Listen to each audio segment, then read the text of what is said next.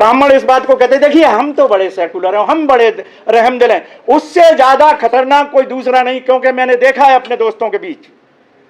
अगर मैं डॉक्टर का हूं, मैं कहीं नौकरी करता हूं, वो मेरी सिफारिश करेगा, इसको लगाओ भाई, कहीं ना कहीं इसको लगाओ। अगर मैं ये कहूं कि मैं अपना हॉस्पिटल बनाना चाहता हूं और कोई सहयोग कर दे तो कहेगा अरे देखो इसके लिए ये काम के नहीं है, इतनी हिम्मत नहीं है। मतलब आप सेल्फ डिपेंडेंट न हो जाएं, इसके लिए ब्राह्मणवादी व्यवस्था और ब्राह्मण अगर दोस्त है तो कभी आपका साथ नहीं देगा, चाहे वो कितना भी आपका सगा। जमीन से जुड़ा हुआ सामान्य कार्यकर्ता अब आपके बीच में नहीं है। आपको पता है क्यों नहीं है? जिंदगी भर वो झंडी उठाता है, एमएलए का टिकट कोई अधिकारी पैसे दे करके अपने ले ले। 90% जो एमएलए एमपी बने हुए बैठे हैं सब गुलामी इसलिए कर रहे हैं क्योंकि उनकी आदत है चपरासी बन के काम करने की।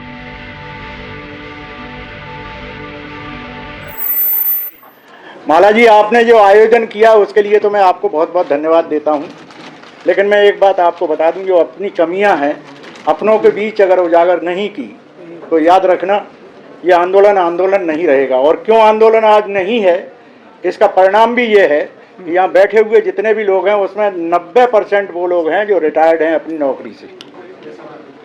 जमीन से जुड़ा हुआ सामान्य कार्यकर्ता अब आपके बीच में नहीं है।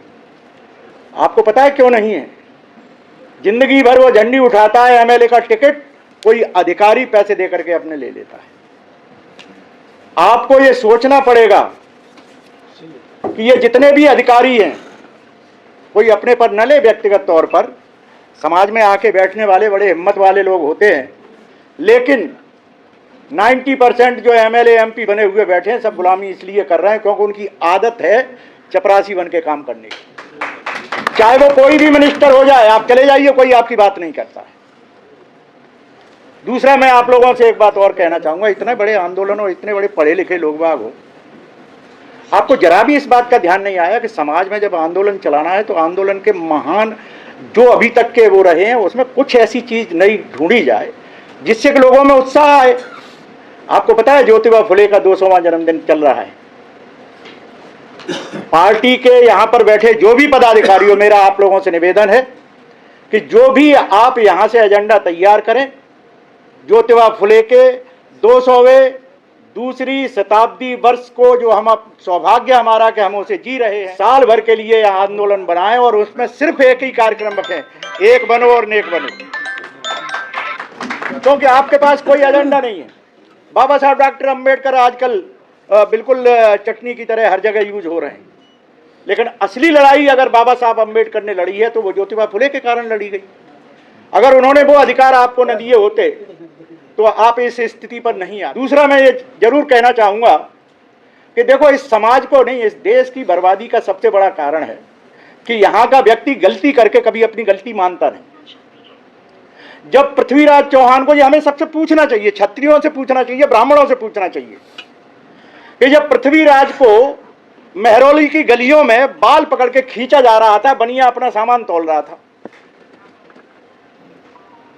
आपका गुजरात का जब मंदिर तोड़ा जा रहा था सोमनाथ का, किसान देख रहे थे कि ये क्या हो रहा है और 1000 सिपाही आकर के अपने उसको ले गए। किसी व्यक्ति ने यह सवाल नहीं उठाया कि हमारी इस दुर्दशा का कारण क्या है। वो कारण था हमारी जातिवादी नीति, जिसमें क्षत्रियों को यह अधिकार दे दिया कि तुम ही सुरक्षा करोगे, बनिया बांटू तुम अपने खेती किसान अपने देखता रहेगा। इसलिए हमें एक ऐसे कमीशन की मांग करना चाहिए कि देश का सदियों गुलाम रहने का कारण क्या था और उस कारण का निवारण अगर जातिवाद है तो उसे जल्दी से जल्दी खत्म करने के लिए हमें आगे आना चाहिए। और इसमें अगर कोई जाति आगे आती है और ये कहती है कि नहीं इसके हम लेकिन परंतु किंतु, उसको बीच में से हटा देना चाहिए। बहुत हो गया अत्याचार। 75 वर्ष मैंने सिर्फ इसलिए कही थी कि वो मेरी उम्र है और संघर्ष का भी मेरा 60 साल से ज्यादा का अनुभव है। मैं ये कहना चाहता हूं कि रिजर्वेशन की नीति के तहत ये बात सामने आनी चाहिए, इस मंच से भी आनी चाहिए कि किसी भी रिटायर्ड अधिकारी को मेंबर पार्लियामेंट का टिकट 5 साल के लिए न दिया जाए, क्योंकि वो लोग अपनी जितना भी पैसा लेके आते हैं कहीं ना कहीं सौदागर अपना बना लेते हैं और हम सब देख जाते हैं। देखिए लोकसभा में 14 की लोकसभा में सबसे ज्यादा IAS IPS सब आए और तब से कबाड़ा होता चला आ रहा है। मैं ये बात थोड़ी व्यक्तिगत भी कभी कभी हो जाती है, लेकिन आप लोगों से सिर्फ इतना ही कहना चाहता हूं कि जो भी यहाँ आज आप अपने रेजोल्यूशन पास करें, उस रेजोल्यूशन के आधार पर वर्ष भर का एक कार्यक्रम सुनिश्चित करें, जिसे ज्योतिबा फुले द्वितीय जन्म शताब्दी वर्ष के तौर पर गांव-गांव, घर-घर जा करके हम अगर मिलेंगे, क्योंकि दलित तो यह कहता है कि ज्योतिबा फुले हमारे थे, लेकिन उनके अपने लोग, जो उनके जिस परिवार और कुल में वो पैदा हुए, वो लोग बाग इस बात को स्वीकार ही नहीं करते, निकलते ही नहीं, उनका स्वाभिमान ही नहीं जगता। वो सम्राट अशोक को ले लेते हैं या किसी और को ले लेते हैं। और सच कहना बहुत बड़ी बात है। आजकल सच शक के दायरे में आता है। मीना साहब जब तक ये कह रहे थे कि मैं आईएएस और ये सब कुछ बहुत अच्छा लग रहा था, जैसे ही उन्होंने कहा कि आरएसएस में मैं हूं और अभी भी हूं, और मैंने वो योजनाएं बनाई जिनका अनुसरण मोदी जी कर रहे हैं, आप ये बताओ तुम सफलता में जाओगे कहां से? हमको सबसे ज्यादा खतरा उस व्यक्ति से है, कोई भी बुरा माने, जो हमारे साथ बैठ करके हमारे गले काटने का काम कर जाता है। इसमें जो कहते ना कुछ लोग ब्राह्मण इस बात को कहते, देखिए हम तो बड़े सेकुलर हैं, हम बड़े रहमदिल हैं, उससे ज्यादा खतरनाक कोई दूसरा नहीं। क्योंकि मैंने देखा है अपने दोस्तों के बीच, अगर मैं डॉक्टर का हूं, मैं कहीं नौकरी करता हूं, वो मेरी सिफारिश करेगा, इसको लगाओ भाई, कहीं ना कहीं इसको लगाओ। अगर मैं ये कहूं कि मैं अपना हॉस्पिटल बनाना चाहता हूं और कोई सहयोग कर दे तो कहेगा अरे देखो इसके लिए ये काम के नहीं है, इतनी हिम्मत नहीं है। मतलब आप सेल्फ डिपेंडेंट न हो जाएं, इसके लिए ब्राह्मणवादी व्यवस्था और ब्राह्मण अगर दोस्त है तो कभी आपका साथ नहीं देगा, चाहे वो कितना भी आपका सगा हो।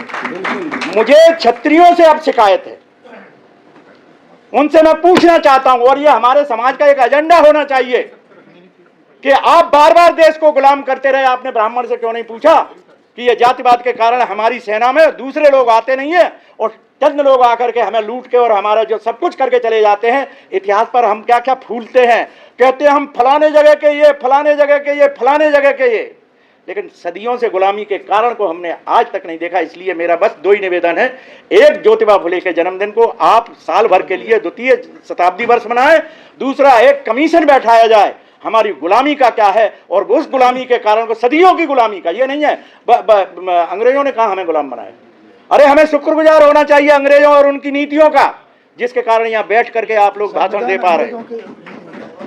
आज जिस संविधान को लेकर के हिंदुत्व और हिंदुत्व के जुड़े हुए लोग कहते हैं कि वो सिर्फ एक ट्रू कॉपी, नकल है उसकी ब्रिटिश उसकी कॉन्स्टिट्यूशन की, उनको मैं ये जवाब देना चाहता हूं, क्या ये मानवतावादी सोच के अक्षर से है? अक्षर डॉक्टर अंबेडकर की कलम से लिखे गए अगर जरा सा भी लेकिन परंतु किंतु कर देते तो इस देश का क्या से क्या हो जाता। घृणा को उन्होंने बिल्कुल भी नहीं पनपने दिया। उस अंबेडकर पर जातिवाद और इस तरह के नकल और इस तरह का जो लगाते हैं, ये है यहाँ के देशों की, स्वीकार नहीं करेंगे, चाहे वो भले ही अपनी बेटी किसी को देकर के गुलामी स्वीकार कर लेंगे, लेकिन आपको अपना भाई नहीं मानेंगे। तो सदियों की गुलामी का कारण है हमारा गलतफहमी में रहना कि ये मेरे को अपना भाई बनाएगा। बिल्कुल नहीं बनाएगा। जो तुम्हारा छुआ खाता नहीं है वो तुम्हारा वोट लेके तुम्हें इस लायक बनाएगा कि तुम अपने बगल में बैठो और उससे रोटी बेटी की बात करो।